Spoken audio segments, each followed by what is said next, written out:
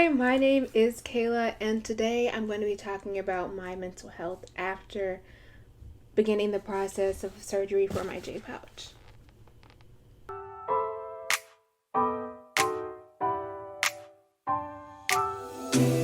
I gotta tell you something I could do.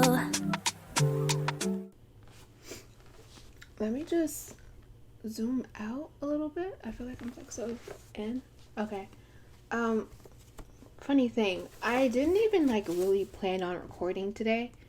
It's Easter, so I was just getting ready. I was getting ready to go out with my family. And just getting dressed. And this is kind of like a little backstory of why I decided to record this today. I always recently I've dreaded the process of getting dressed and finding clothes, because that's when sorry, that was my sister. Let me just slide the mic closer to me. Yeah, that's closer. But as I was saying, whenever I'm getting ready, now, after post-op, I've always kind of dreaded the process of getting ready to get dressed and things like that, because you're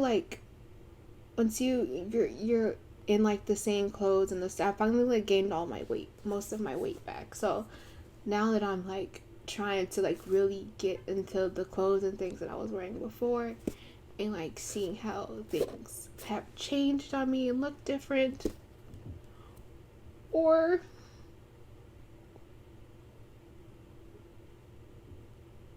sometimes it's just simple stuff like trying to do my makeup, and then realizing the way I just shaped my face before, I can't do that anymore because I'm still on steroids and my face is all puffy. And crying definitely doesn't help. So yeah, that was what I was going through this morning as I was getting dressed and just feeling terrible overall. But I actually have notes. I knew that in advance I was gonna be a crying mess because I've been planning this video for a while. But I knew that I was gonna be a crying mess when I decided to record it. So I made notes. So if you see me looking down, I'm looking over my notes just to get everything situated. You may hear some noise in the background too, because my siblings and my parents are getting ready for us to go out. But just starting off from the beginning, I think the whole process of my diagnosis with ulcerative colitis, so when I was diagnosed in the pandemic, I talk more about that in my diagnosis video, where you can go and watch that on my channel. But the whole process of me being diagnosed in the middle of the pandemic, struggling to find doctors, all that stuff, was just a very traumatic experience overall. From the jump, it hasn't been easy for me mentally. I've had support, I had people I can talk to, but that still doesn't negate the personal experience or what you feel internally. Even though you have people that you can talk to, it's still hard. So just fast forward, even after my diagnosis, I had a couple good months at May, June, July, about 4 to 5 good months overall. Since May of 2020, I've had probably maybe about 6 months of good months.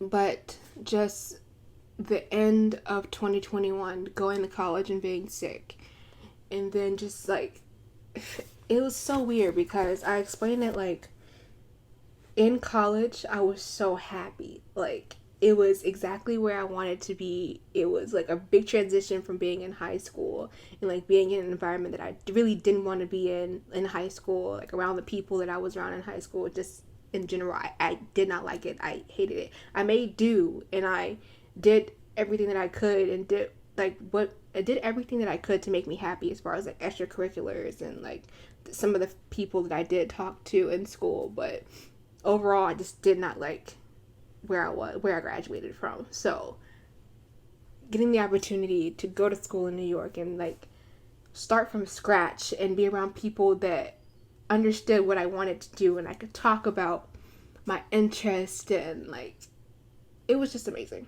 It was just so much bustling and just so much, everything was just, my brain was so stimulated. There was always something to latch on to or something to just look at. It was amazing. So feeling all of that, but then also at the same time, my physical health with my ulcerative colitis, everything is slowly just trickling down. Everything is, I'm losing weight. I'm not eating. So just those two experiences happening simultaneously is crazy. And then after I came home, just everything falling apart. Being in the hospital for a month, trying different medications, being told that nothing is working, and ultimately having to put everything on hold and go through a surgery and still be in recovery. And now with what I'm going through right now, which I'll make a separate video about what I'm going through right now, not having any kind of idea of when I'll be able to move forward and go through the full process of my surgeries. It's been a lot. It's been a lot. It is a lot. And of course I have those things. Like they're outside of my control and I can't control them. And I know that. I know that. I can't control them. But that still doesn't take away the effect that they have on me, you know? And I guess it's like, yeah, I'm going through all this stuff, and like, you're so strong, Kayla, and like, you'll get through this, and yeah, I know all that. But at the same time, I'm only 19.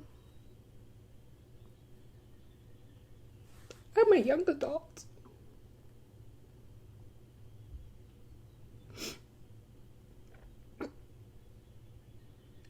And just seeing everything pass you by, things that you planned for, and of course this stuff doesn't go away. I know that it's always around, like there's always going to be a time for everything, blah blah blah blah blah blah. I've heard it all before. I tell myself that. I try to tell myself that all the time, but just being in the middle of it and just feeling like everything is just flying over your head is kind of like where I'm at right now.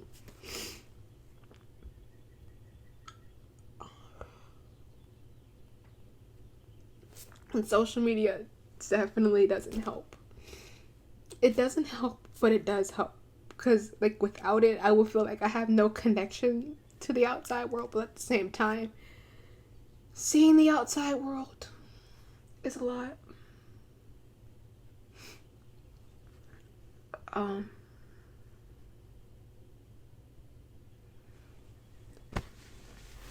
Yeah, so most of the time I just feel like, I've told my therapist this too, I just feel like I'm existing. I'm just like floating. I'm indifferent. I'm not so much angry anymore. I was really angry. And I was angry at the world. Just angry that I see people who take people my age, people that I know, people that I love, take advantage of the life they're living without like any exceptions, any anything holding them back, or just making excuses, like putting obstacles in their way that they control, and just being upset about that and knowing that the stuff that's in my way, I have no control over it and I can't change it no matter how hard I try.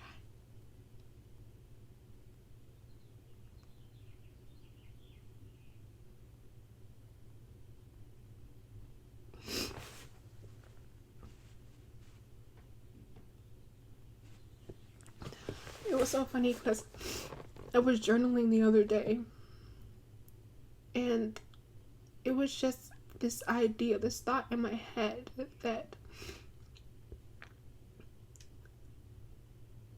I feel like my mind and my body are just separate. Or my mind is controlling my body, but my body isn't me. Like, it's not functioning for me. It's not doing the things that I want it to do.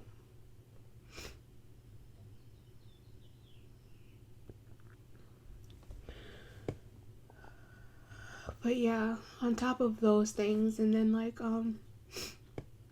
once I finally get past that and put on clothes and go out in public, it's just that, like, I talked about this before too. I think I mentioned this in another video, but when people see things that are abnormal, they're gonna look. But it's like, I don't want to walk around feeling like a freak because people are looking at me. Like, what's that on her stomach?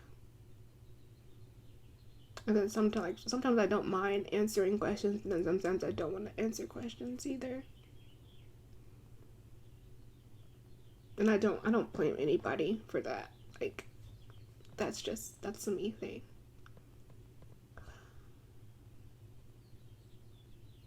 So,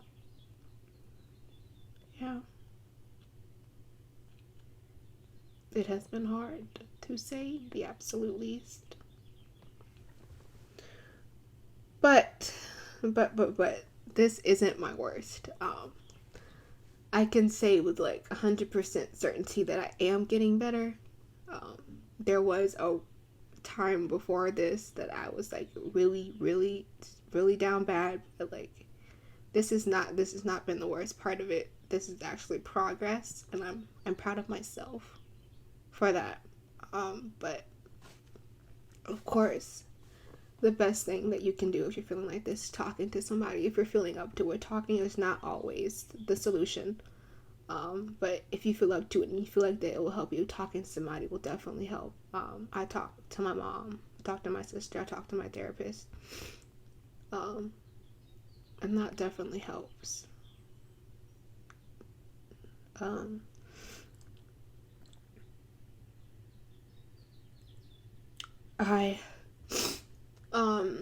For a little bit, I tried like yoga and meditation, and I do think that works, but then sometimes for me, it just feels like a chore. And if something feels like a chore 9 times out of 10, for me, it'll take any kind of benefit that I'm getting from it, me feeling like I have to like it's like right now, me feeling like it's an obligation that I have to do it, isn't like the best space for me to be in. So I do it when I feel compelled to do it. And there's 2 apps that I love. I think I'll pull it up on my phone. There's 2 apps that I love. It's called yoga and meditation, but I think it's called like dog yoga, dog meditation. I don't know if you can see it, but it's like right there. You probably can see. You'll hear my mom in the background. But yeah, those 2 things have they help when I need them. And for sleeping at night, a lot of times when I'm anxious or like feeling really down in the dumps, the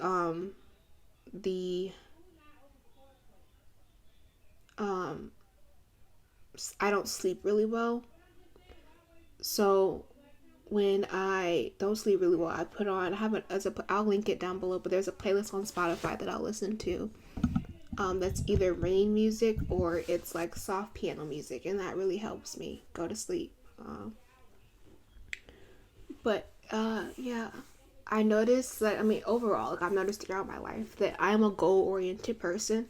When I feel like I have things to work towards, it's easier for me to like feel motivated to do things. So every day I give myself small little task, whether it's like today I want to straighten up my room, today I want to wash my sheets, today I want to read, today I want to, I don't know, try a different pin up with my hair, today I want to, I don't know, and start off small, like start off really small and work your way up. And I do that. I have a list for like everything. I use my notes app. I use my reminders app. I write down the list. I have so many notebooks. I have planners. I just write everything down because I feel like that helps me feel like I have some kind of control over what's going on. And yeah. It's still kind of like disturbing to think that as soon as I start, because right, physically most of the time I feel fine. Now it's kind of like my mental weighing over everything, and but it's kind of still mind-boggling to process it. As soon as I start feeling like normal physically, more than likely it will be time for me to go back into another surgery, or I'll be feeling normal and then I'll have to start again from square one because they're going back in and making my pouch and everything like that. So it's a process. I'm getting through it. It's not pretty, but it's the truth. And yeah, I just feel like on social media in general, you get like a lens of everything. You see the smiles, you see like, oh my goodness, like this is a good step in my recovery. Like I was able to do this today, da da da. And yes, that's beautiful. That's beautiful. And I love that for myself. I love that for others. But every day isn't good. And sometimes you don't want to put that on social media. You don't want to like feel like you're bringing people into your negativity or making somebody feel a little sad because they read your post or whatever. So I get it. I get it. You're not alone. Trust me. My DMs are always open. I'll I'll respond. And I love you. Make sure you're taking care of yourself. And just remember, recovery, remission is not linear. And you're going to get through it. But yeah, I'll see you in my next video. Bye.